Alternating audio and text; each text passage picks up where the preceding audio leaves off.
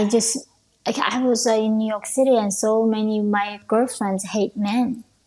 They think that men are horrible, and we have all these problems in the world because of white men, and because they're in power, there's so much violence. And like you said, yeah, there is a rapist that are men. And I agree, like any guy that I met in China, they were all my rapists. They were all trying to rape me. But then remember that my father was a man who was the most amazing man. He gave everything he had to protect his own family and providing for his family. Without him, I would not be here. And any woman currently alive, they would not be here without their father, right? So I think understanding life not as black and white, and not generalizing it, because there's one pastor was not the perfect person. Now I'm gonna think everything is that way. It's in a way it's very uneducated, very shallow way of understanding words. And people started asking me, like, how do you not hate men? Like, how do you date men? As if I need to become a lesbian, you know? And like, I love men, and I have a son who is a man. And I became very men's advocate, and people get so baffled. Like somehow I defend men in my life right now.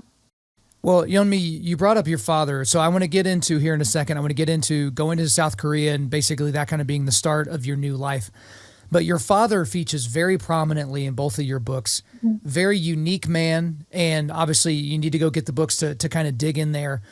But it's almost like understanding the type of man that your father was, a virtuous man like your father was, almost gave you a pathway to your heavenly father. Because I know men that have bad fathers on this planet, and then they're like, well, why would I want a heavenly father? My father's so bad, or he's absent, or he beat me, or any of those types of things. But if you were to almost summarize some of the things that helped you get through this outside of God, it was your dad. Your dad gave you some very special things they're inside of you, Yeonmi. And like, even though he's not here anymore, it's like his spirit lives on through you. And I don't mean that in kind of a new age way. I just mean like the spirit with which he lived with, his perspective, his ability to be thankful, even in the face of horrible depravity. So tell me a little bit more about your father. Again, I know it's like we have short shrift because we have to move on in this podcast. But again, it seems like he still has such a big impact on you. Yeah, I think, his spirit's in me. I think he is with me. I think I never questioned that. I think in even my second book, I opened it as what he told me, that tigers, when they die, they leave their skin. And when humans die, we leave our names. So make your name long and lasting. And that really stuck with me, how he was, even in that vicious communist dictatorship living through, he still tried to make life meaningful, life virtuous, that was helping other people. That was not just about himself, but always serving other people. He sacrificed everything for his family to protect us and provide for us. And he literally providing for us means in North Korea was risking his life. And then that's how he was sent to prison camp and get tortured and sentenced to more than 10 years. And he died at the age of 45, not knowing what freedom was, not knowing a life can be this comfortable, this prosperous. So in some sense, like, this man, all he knew was darkness and suffering, but somehow he was always able to see the light. And he was so resilient. He told me, no matter how hard life punch you and push you down, you always get back up like a roly-poly doll. That's what he told me as a young girl. I was like, do you see that little doll? No matter what I do, she's gonna come back up. That's what you need to do. So that's how I understood life. And he said, no matter what, life is a gift. You need to fight for life. No matter what, life is the most precious thing.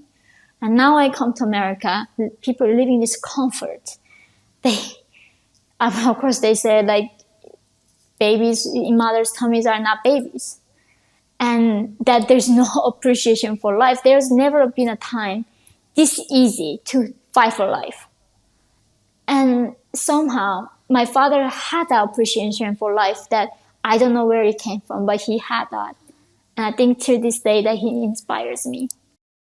What inspires me too, Yeonmi, because again, everyone here in America, for the most part, can look at their lives and, or it was the Warren Buffett quote that you put in your book, to where it's just like, okay, there's 8 billion people on the planet. If you had a big jar and everybody's life were a marble and you put all the marbles in the jar, would you take the chance of reaching into that jar and switching your life for somebody else's? And if the answer is no, that means you have a blessed life, because there are a lot of people in this world, guys, a lot of people, billions of them, that would throw their hand in the jar hoping to God they would end up in this country or in a country similar to it.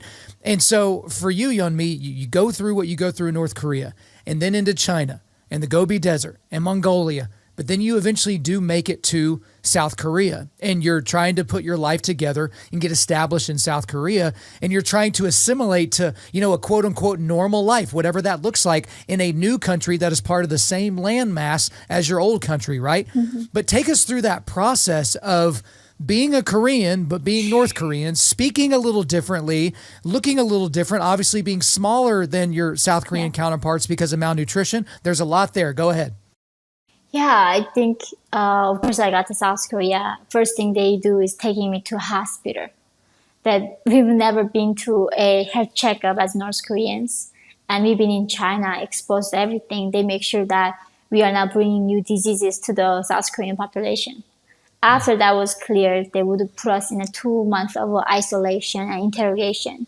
Make sure that we are North Koreans and make sure that we are not spies. Right. Once that thing is clear, they put us into this 3 month period of education where first thing is that Americans are not bastards, they are not reptiles, they are human beings, they are like living under democracy, and they showed us what bank is, how to take a subway, and then for the first time I learned that Kims were dictators. They told me everything that you were taught and to believe was a lie. But the biggest challenge for me was, so everything that I was believing before was a lie. How do I know that what you're telling me is not a lie?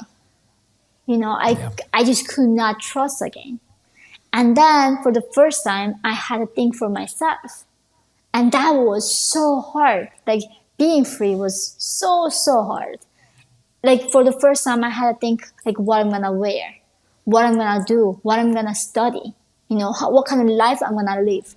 And thinking about the responsibility that comes from being free, that overwhelmed me. And at some point I was thinking, if I go back to North Korea and the regime would not execute me and giving me some enough frozen potatoes, I would want to go back to North Korea to be a slave again and just be taken care of by this regime. That's so interesting. You talk about kind of how freedom is so hard. And again, this all kind of goes to what happens whenever you get to America, but we'll get there eventually. But one thing that's very interesting about your time in South Korea, Yeonmi, is that you gained a tremendous hunger for education, because you weren't being educated in North Korea. You were being brainwashed, right? You were given propaganda. You weren't given, the basics of anything. But because of the state of North Korea, you were way behind your age group educationally in South Korea. So take us through the process of, I guess, getting caught up and actually making your way to a university in South Korea, because from where you started to where you ended up, just even in South Korea, it was a tremendous accomplishment for you. Yeah, I remember I got to South Korea and Korean age, I was 17 years old, which means high school age. And my actual academic level was like less than like elementary school students level. Like I did not, of course, the alphabet. I did not know map of the world. I did not know anything about science, biology, physics, like math, none of it. So I had to take the GED to catch up. So I remember I was like reading 100 books each year and studying this subject. I was eventually landed in the ER from malnutrition because I didn't have time to eat in South Korea. I was I don't know, I slept 2 hours a day, 3 hours a day maximum, just studying and in the library, catching up what I missed to learn. And after a year and a half, miraculously, I was able to go to university.